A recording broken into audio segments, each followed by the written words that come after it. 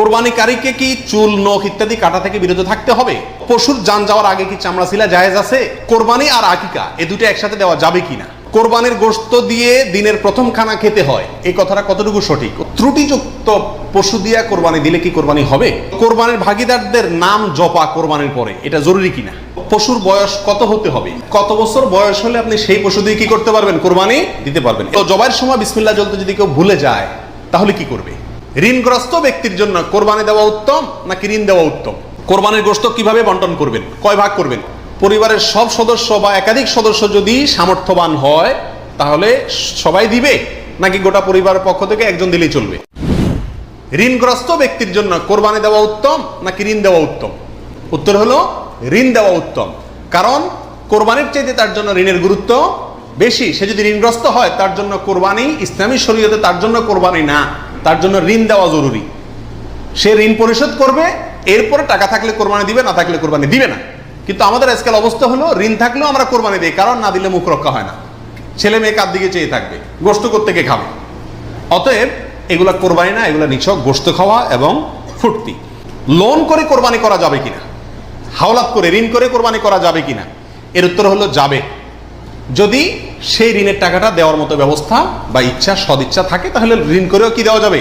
ঋণ করে ভালো কাজ করা যায়। পশুর বয়স কত হতে হবে? কত বছর বয়স হলে আপনি সেই পশু দিয়ে কি করতে পারবেন? কোরবানি দিতে পারবেন। এর উত্তর হলো, পশু যদি হয় সবচেয়ে বড় পশু অর্থাৎ ওট, তাহলে সেক্ষেত্রে সেটার বয়স হতে হবে কমপক্ষে 5 বছর। কত বছর? 5 বছরের নিচে যদি ওটের বয়স থাকে, ওইটা এমনি জবাই করতে খেতে পারবেন, কিন্তু কোরবানি হিসাবে কি করতে পারবেন না, জবাই করলে ওটা কোরবানি আদায় হবে না। গরু যদি হয় তাহলে সেক্ষেত্রে তার বয়স হইতে হবে কমপক্ষে 2 বছর। আর ছাগল, দুম্বা, ভেড়া এগুলো যদি হয় তাহলে তার বয়স হইতে হবে কমপক্ষে 1 বছর। তাহলে ছোট পশুগুলা 1 বছর, গরু 2 বছর, ওট 5 বছর।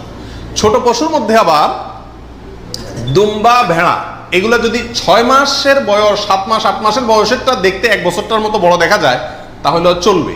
কিন্তু ছাগলের ক্ষেত্রে পরিপূর্ণ কি হইতে হবে? 1 বছর হওয়া লাগবে। দাঁত দেখে বয়স নির্ধারণ করে আমাদের দেশে, এটা কি ঠিক নাকি বেঠিক? কি বলেন আপনারা?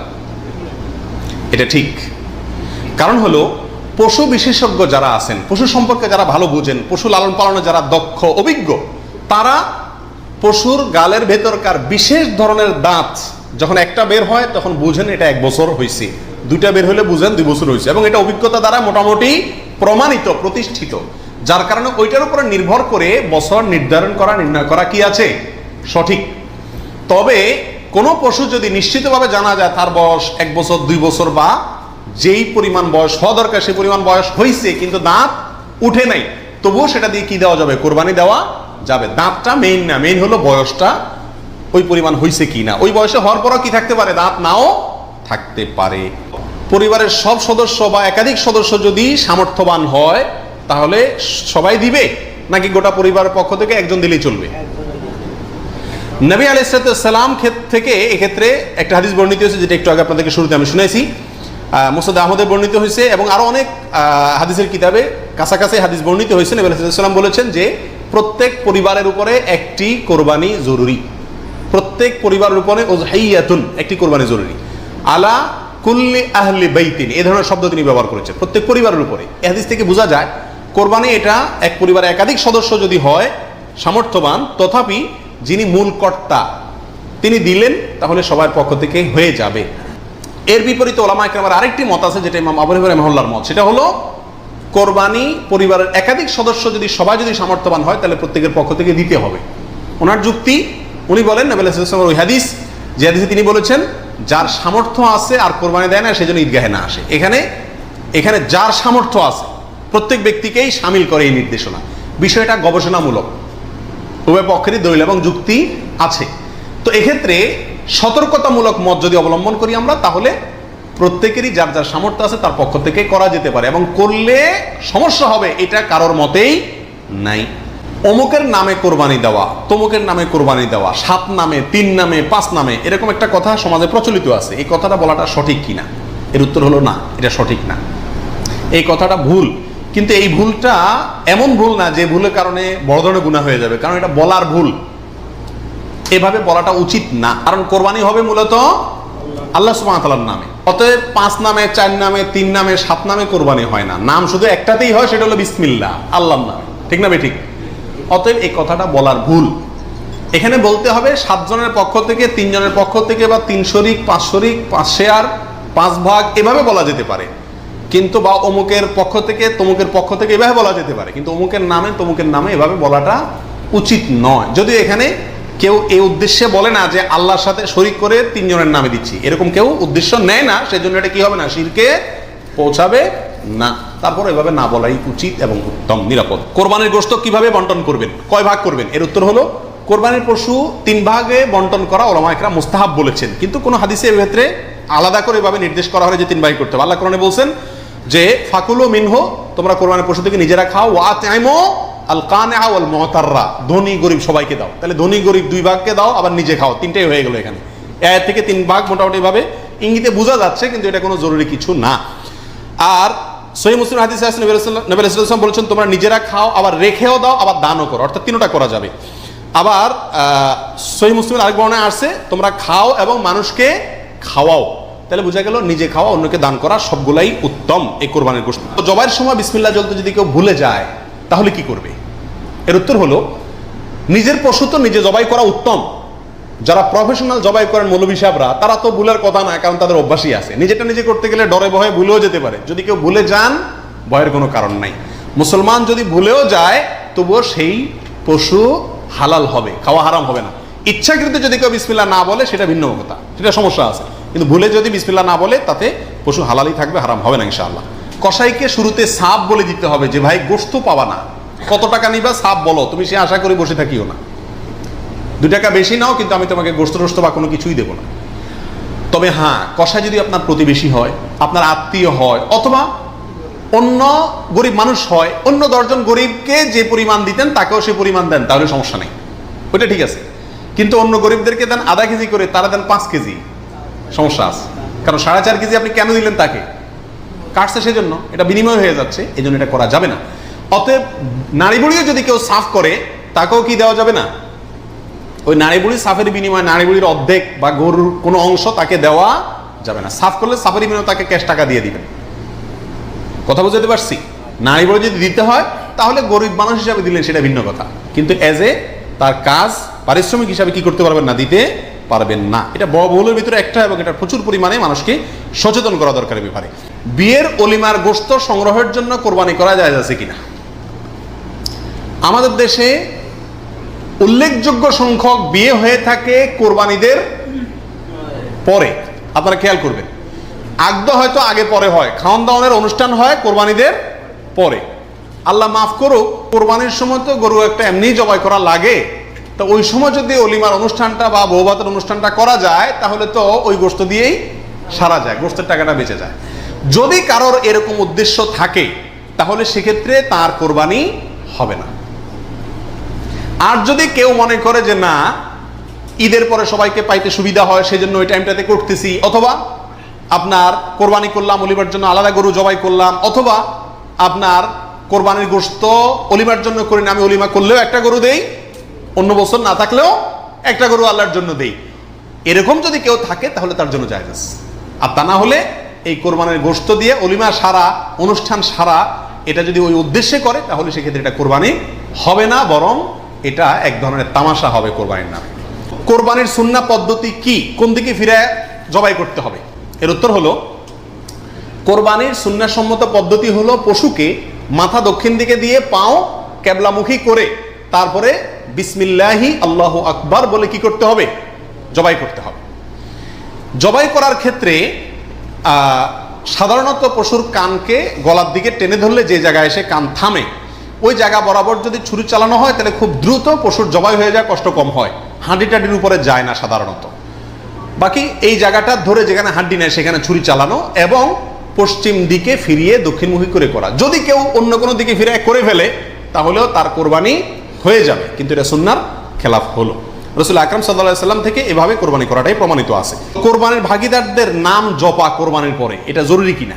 আপনারা দেখবেন ভাগীদারে কোরবানি যদি দেয়, তার লিস্ট লিখতে লিখতে অবস্থা খারাপ হয়ে যায়, এবং যিনি কোরবানির পশু জবাই করেন ওই হুজুর নাম নিতে নিতে অবস্থা খারাপ, আল্লাহর নামে এতবার নেয় কিনা সন্দেহ, এতবার ওই ভাগিদারদের নাম নেয়, কারণ ভালো করে নাম নিলে টাকা পাওয়াও, কোরবান জবাইয়ের টাকা পাওয়াও কঠিন হয়ে যাবে।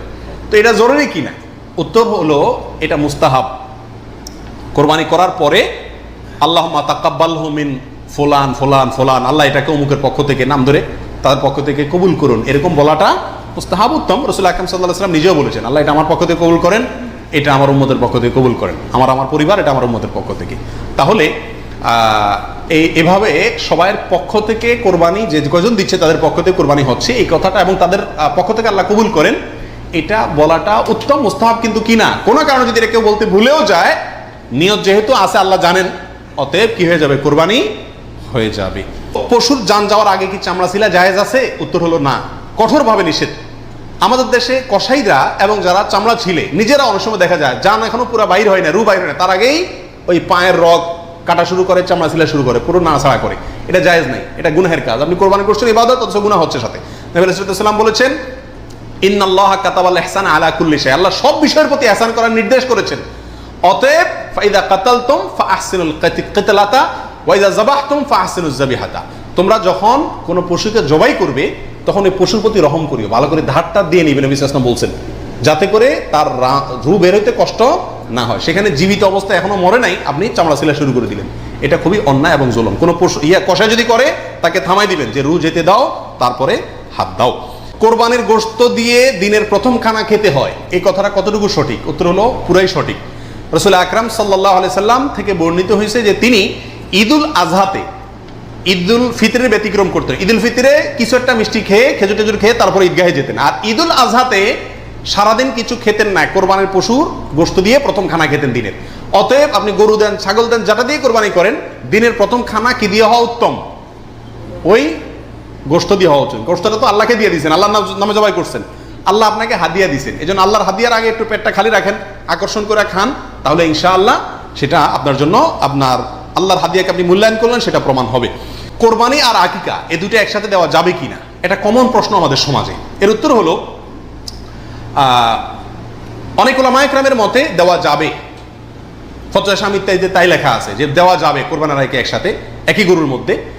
আর অনেক উলামায়ে কেরামের মধ্যে দেওয়া যাবে না। দেওয়া যাবে না এর ভিতরে আপনার পাকিস্তানের খুব নামকরা মুফতি ছিলেন মুফতি রশিদ আহমদ রাহিমাহুল্লাহ, আহসানুল ফতোয়ার লেখক।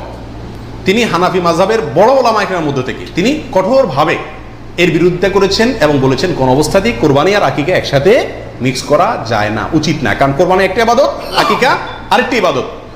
আর তাছাড়া গরু এক অংশে একাধিক ব্যক্তি দিতে পারবে, এটা কোরবানির ক্ষেত্রে নবী সাল্লাল্লাহু আলাইহি ওয়াসাল্লাম বলছেন, আকিকার ক্ষেত্রে বলেন নাই। সেই জন্য কোরবানি এবং আকিকা পৃথক হওয়া উচিত। একই দিনে হতে পারে, কিন্তু গরুর অংশে কোরবানির না, এই আকিকার কারণ নামের অংশ থাকা উচিত না। এই মতটা বেশি শক্তিশালী এবং বেশি সতর্কতামূলক। ত্রুটিযুক্ত পশু দিয়া কোরবানি দিলে কি কোরবানি হবে? ত্রুটিযুক্ত পশু, একটা পশুর ভিতরে কোনো দোষ আছে, ত্রুটি আছে, সমস্যা আছে, রোগবালাই আছে, ওইটা এমনি জবাই করে খাইতে পারবেন, কিন্তু কোরবানি দিলে কোরবানি হবে কি না? এর উত্তর হলো কিছু কিছু ত্রুটি আছে, যেই ত্রুটিগুলো থাকলে পশু কোরবানি করলে ওই কোরবানি যথেষ্ট হবে না। আর কিছু কিছু ত্রুটি আছে যেগুলো থাকলেও কি দেওয়া যাবে, ওই ত্রুটি সহকারে কোরবানি দিলে কোরবানি হয়ে যাবে। কোন ত্রুটিতে আপনার কোরবানি দিলে কোরবানি হবে না? একটা হলো ল্যাংড়া হওয়া, এমন ল্যাংড়া যে ল্যাংড়ার কারণে সে পশুর পালের সাথে চললে পিছায় যায়, তাদের সাথে তাল মিলায় ধরে রাখতে পারে না, অথবা জবাই করার জায়গা পর্যন্ত হেঁটে যাওয়ার ক্ষমতা নাই, তাকে ঠেলা নিয়ে যেতে হয়, ছেঁচড়ায় নিয়ে যেতে হয়, শক্তি নেই পায়ে, এক পাও হোক দুই পাও, এরকম ল্যাংড়া ঘোড়া যদি হয় তাহলে ওইটা দিয়ে কোরবানি দিলে কি হবে না? যথেষ্ট হবে না, হাদিসে সুস্পষ্টভাবে নিষেধ করা আছে। আরেকটা হলো যে এই পরিমাণ রুগ্ন, অসুস্থ, রোগা, যে রোগার কারণে সে চলাফেরা করতে পারে না, বা ওই যে হাঁটার শক্তি নেই, প্রচন্ড রোগা, দুর্বল, সেটা দিয়ে কোরবানি দিলেও কি হবে না? কোরবানি হবে না।